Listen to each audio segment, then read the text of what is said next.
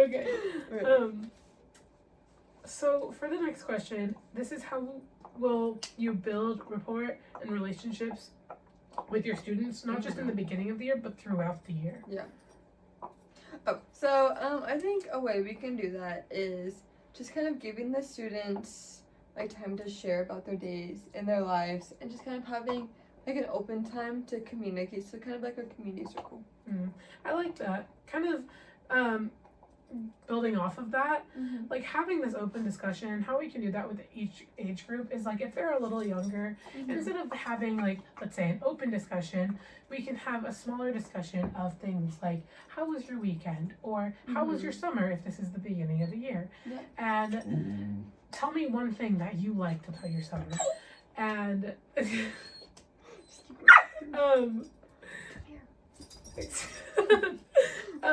and kind of building off of that, or like if they're older kids, saying more in-depth questions. Yeah, you know? I like that.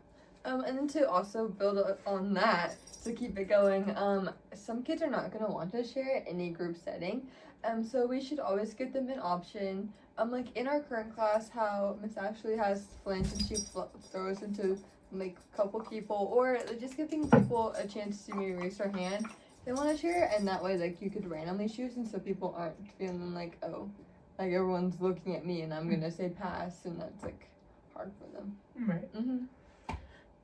Something that I also thought of was like discussing rules and regulations in the classroom. Yes. And making sure every voice is heard.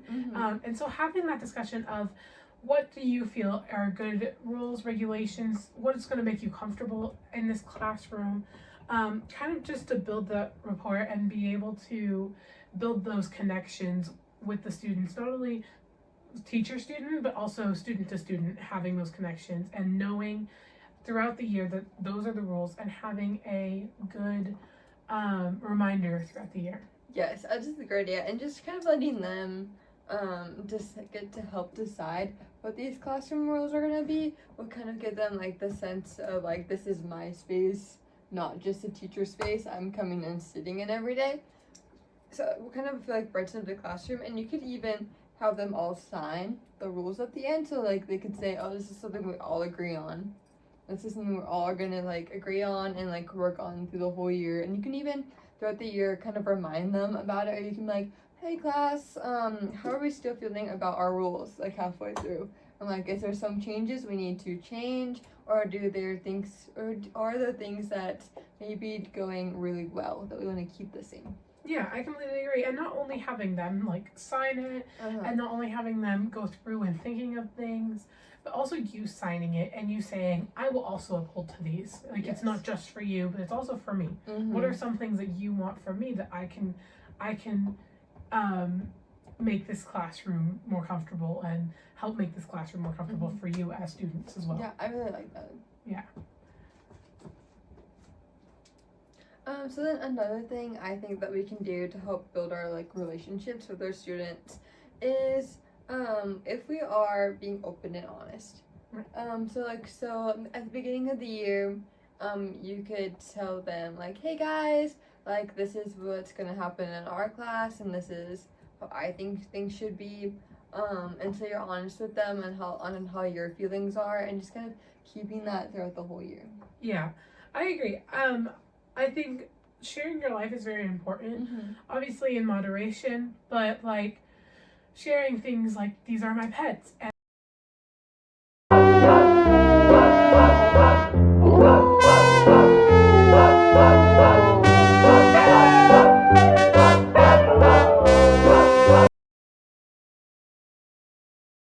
this is my friends, or these are my friends, and this is my family, and things like that.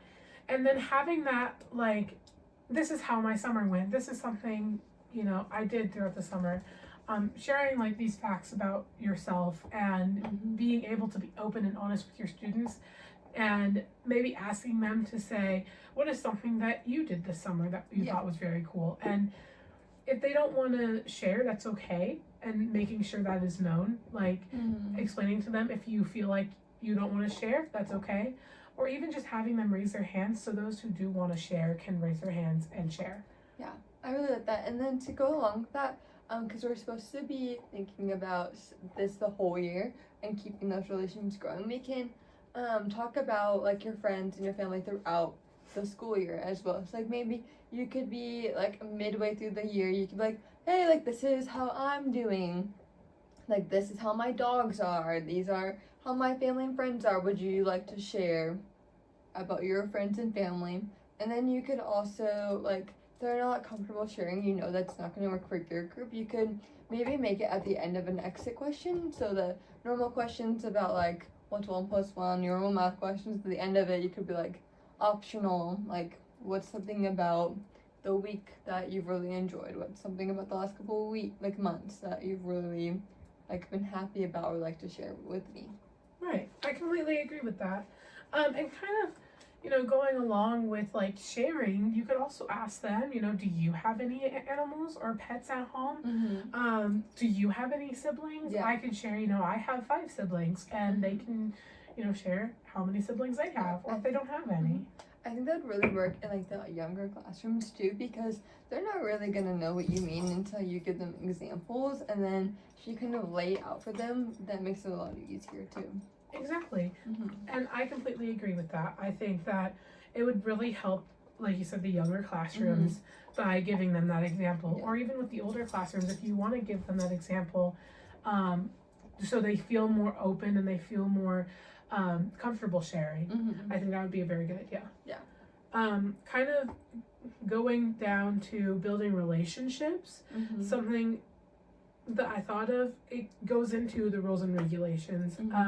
That is a very good way to build the relationships with your students, and being able to have your students be open and honest with you, and giving them those options of what do you feel would be best for our classroom, I think can build a good relationship between you and the students. I really like that. So I think we're on the same page. Something else that I kind of was thinking about, and it goes into like giving them options. If there's something like a prize box, you can always ask them, what prizes do you want in here? What kind of snacks would you like in here? Or if we're decorating for certain seasons, like winter or fall or spring, and if we're decorating for any certain holiday, we can ask them, what would you like to put in here? And maybe even having them decorate and make those decorations could also help build that relationship and build almost a sense of trust within the classroom. Yeah, I like that.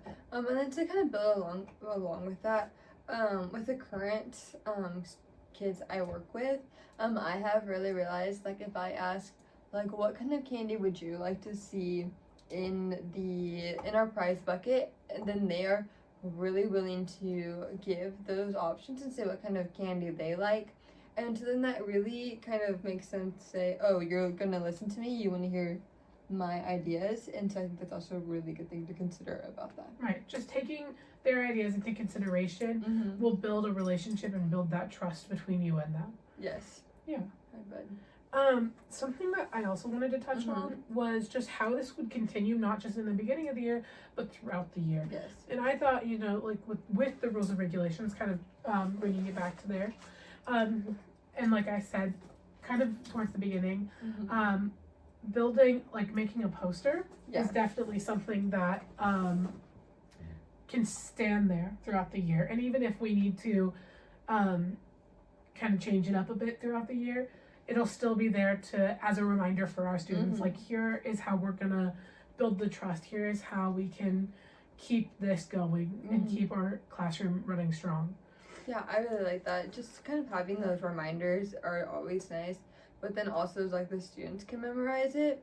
And as we were talking about in class the other day, like a student can like will see these posters and stuff like on the walls, and like that's what they're gonna remember. Like they're probably gonna remember more of that, especially in like the younger grades, on what was on the posters, than they are gonna remember what the teacher was talking about. And something for like the younger grades, if we're doing rules and regulations, instead of having words, because sometimes it's harder for students to read, maybe we can have pictures, and we can have the words and pictures and kind of match it up and like explain it at the beginning of the year for those younger grades who have a harder time with reading. Yes, because some students are not going to know how to read, or they're not going to feel comfortable talking out loud with their peers, or like maybe starting a conversation kind of thing. Exactly. And I really just wanted to stress like that constant consideration of your students, like yes, consistently throughout the year, taking into consideration things that maybe aren't working for them. And it's okay if we say like, oh, well, here's why, but making sure that they're being listened to and being heard throughout the year, I think will very much continue this relationship that you have with your students. Yes, definitely showing that you will listen and like understand what they're going through will definitely be really helpful. And also being able to say like, we cannot change that right now, but let me think about it, and maybe in the next couple weeks we can change how we're doing things so we're all in a happy, safe, comfortable environment. Right. And I think also the constant of sharing of your life, like how here's how my weekend went, or here's how my week is going. Yes. Let's have a small discussion. How did your weekend go? Who would like to share about their weekend? Right. Who would like to share about how their week is going? Yeah, I like that. And just kind of having those options for them, having those discussions, and being able to be open and honest, I think are very good foundations for building the reports and relationships between you and your students, and even student to student, if we think about it that way. Yeah, I really like that. Let's see, is there anything else we need to share? I don't think so. We should go back to our community circle and talk about that. So we just need for the students to feel comfortable and like they can talk to us and feel like we are building a good relationship. Being able to let them like choose how we run the community circle, I think will be really important. And also just like making sure they are like 100% aware that it is okay to skip. Like if they do not want to share for the whole class, like maybe say, so you could start it up by saying, it is okay to share. Like you can come up to me after class, before recess, before lunch, after lunch, and you can share with me one-on-one, and so that way they still feel like they can share with you. But that way they don't have to share with the entire class. Yes. Yeah. I completely agree. Yeah. So, I think that's all. Perfect. Whoa.